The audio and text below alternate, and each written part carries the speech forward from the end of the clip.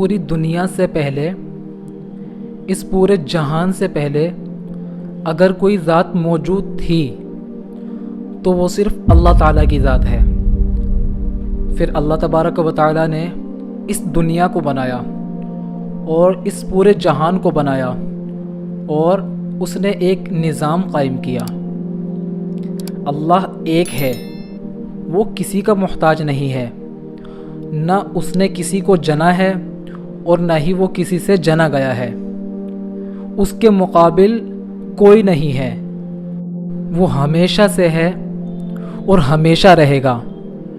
کوئی چیز اس کے مثل نہیں، وہ سب سے نرالا ہے، وہ زندہ ہے، ہر چیز پر اس کو قدرت حاصل ہے۔ کوئی چیز اس کے علم سے باہر نہیں ہے، وہ ہر چیز کو جانتا ہے اور ہر چیز کو سنتا ہے۔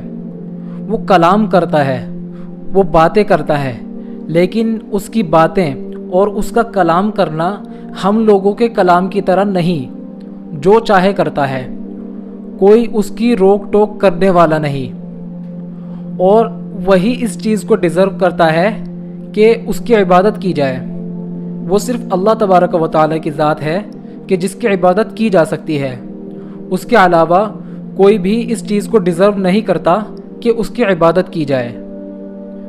کوئی اس کے مقابل نہیں، کوئی اس کا ساجی نہیں۔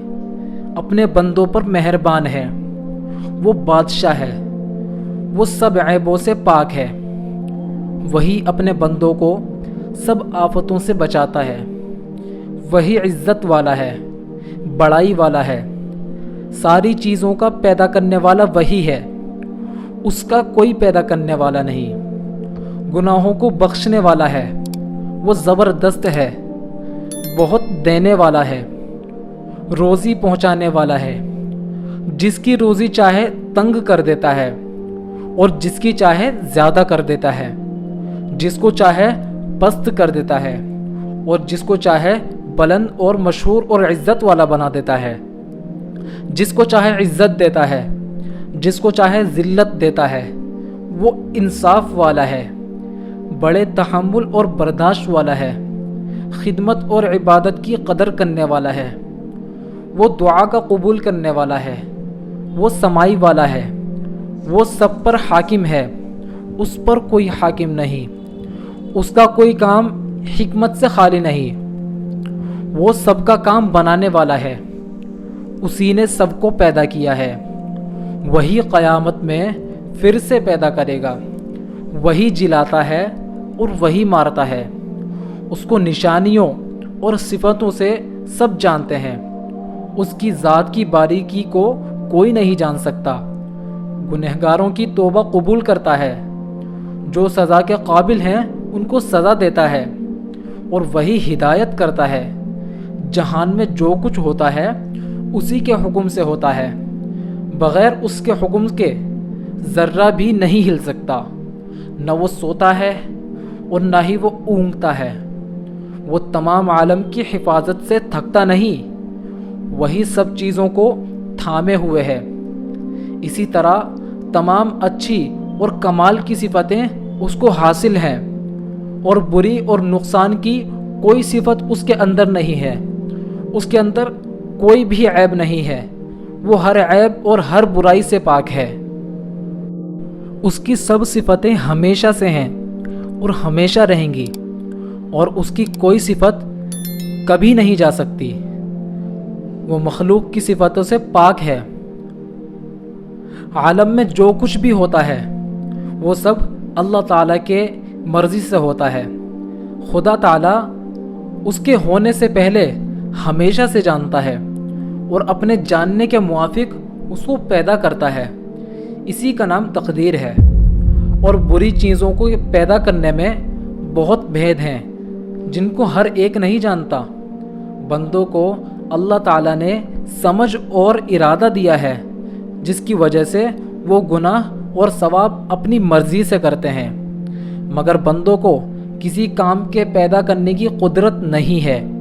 گناہ کے کام سے اللہ تعالیٰ ناراض ہوتا ہے اور ثواب کے کام سے اللہ تعالیٰ خوش ہوتا ہے۔ اللہ تعالیٰ نے اپنے بندوں کو ایسے کام کا حکم نہیں دیا جو بندے نہیں کر سکتے۔ کوئی چیز اللہ تعالیٰ کے ذمے نہیں ہے، وہ جو کچھ مہربانی کرے وہ اس کا فضل ہے۔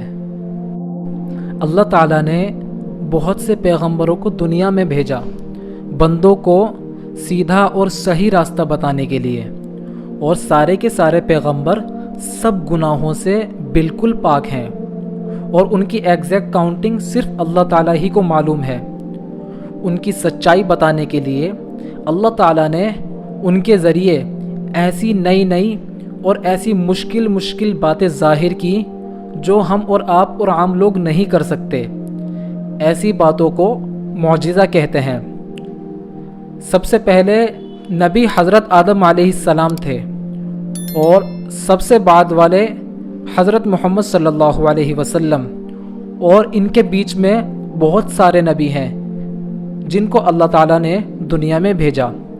ان میں سے بعض مشہور ہیں، جیسے حضرت نوح علیہ السلام، حضرت ابراہیم علیہ السلام، حضرت اسحاق علیہ السلام، اسماعیل علیہ السلام، یعقوب علیہ السلام، یوسف علیہ السلام، داود علیہ السلام، سلیمان علیہ السلام، حضرت صالح علیہ السلام، حضرت ہود علیہ السلام، حضرت شعیب علیہ السلام۔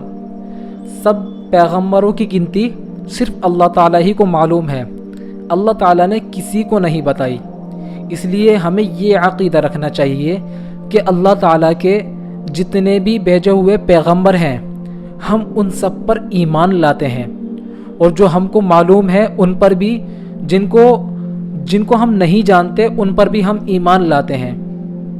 پیغمبروں میں بعضوں کا مرتبہ بعض پیغمبروں سے زیادہ اور بڑا ہے، اور سب سے بڑے مرتبے والے محمد مصطفیٰ صلی اللہ علیہ وسلم ہیں، جو کہ ہمارے نبی ہیں، اور آپ کے بعد کوئی نیا نبی اور کوئی نیا پیغمبر نہیں آ سکتا۔ قیامت تک جتنے جن اور جتنے بھی آدمی اور انسان ہیں وہ سب، ان سب کے پیغمبر آپ صلی اللہ علیہ وسلم ہیں۔ اللہ اور اس کے رسول صلی اللہ علیہ وسلم نے دین کی سب باتیں قرآن اور حدیث میں بندوں کو بتا دی ہیں۔ اب اگر کوئی نئی بات اپنی طرف سے دین میں ڈالنا چاہے تو یہ ٹھیک نہیں ہے، یہ بالکل بھی درست نہیں ہے۔ ایسی نئی بات کو بدعت کہتے ہیں۔ بدعت بہت بڑا گناہ ہے۔ یہ کچھ ایسی باتیں ہیں جن پر ہمارا عقیدہ ہونا چاہیے، ہمارا عقیدہ ان باتوں پر بنا رہنا چاہیے۔ اگر ہمارا عقیدہ ان باتوں سے الگ کسی دوسری بات پر ڈگمگانے لگتا ہے تو ہمارا ایمان خطرے میں پڑ سکتا ہے۔ اللہ تعالی ہماری حفاظت فرمائے۔